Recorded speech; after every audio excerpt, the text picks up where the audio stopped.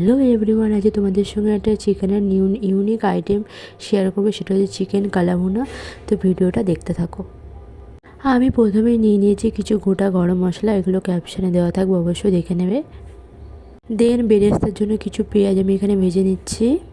আর আমি এখানে একটা সুন্দর পেস্ট তৈরি করেছি, সেটা হচ্ছে আদা রসুন আর পাকা লঙ্কা দিয়ে পেস্ট তৈরি করেছি।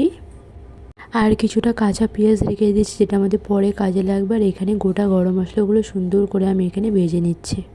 ভিডিওটা ভালো লাগলে অবশ্যই চ্যানেলটাকে সাবস্ক্রাইব করে রাখবে, পাশে থাকা বেল আইকনটা প্রেস করে রাখবে। আর এখানে আমি নিয়ে নিয়েছি 1.5 কেজি মতন মাংস। আর মাংসটা বেঁচে কতটা নোংরা বেরিয়েছে সেটাই আমি দেখাচ্ছিলাম। বেশিরভাগ সব লেগ পিস নিয়েছি আমি এখানে।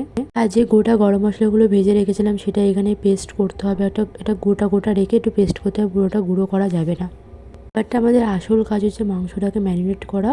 তো সের মধ্যে দিয়ে দিয়েছি হলুদ, গরম মশলা, যে পেস্টটা তৈরি করেছিলাম আদা রসুন আর পাকা লঙ্কা, সেটা দিয়ে দিলাম।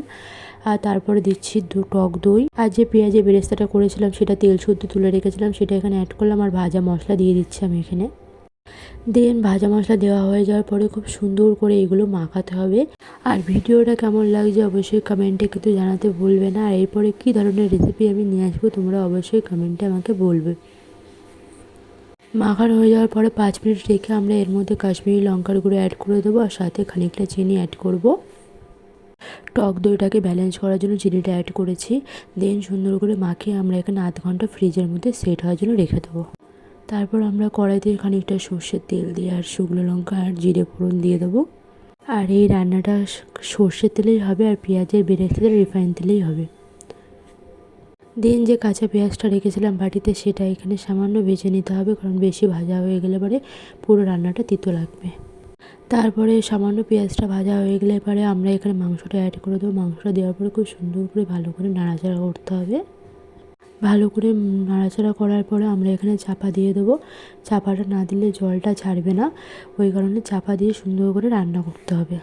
আর দেখতে পাচ্ছ কতটা জল ছেড়েছে। আর এই পর্যায়ে আমরা এখানে নুন অ্যাড করে দেবো, মানে যা যা লাগবে আর কি, নুন ঝাল যা যা লাগবে সব কিছু অ্যাড করে দেবো। আর ঠিক জল ছাড়ার পর্যায়ে আমরা আরও কিছু অ্যাড করবো, সেটা হচ্ছে ভাজা যে মশলাটা ছিল সেই মশলাটা আমরা এখানে অ্যাড করবো। একটু বেশি করে অ্যাড করে দিতে হবে। আর আমি এখানে অ্যাড করবো আমার একটা ভাজা স্পেশাল মশলা।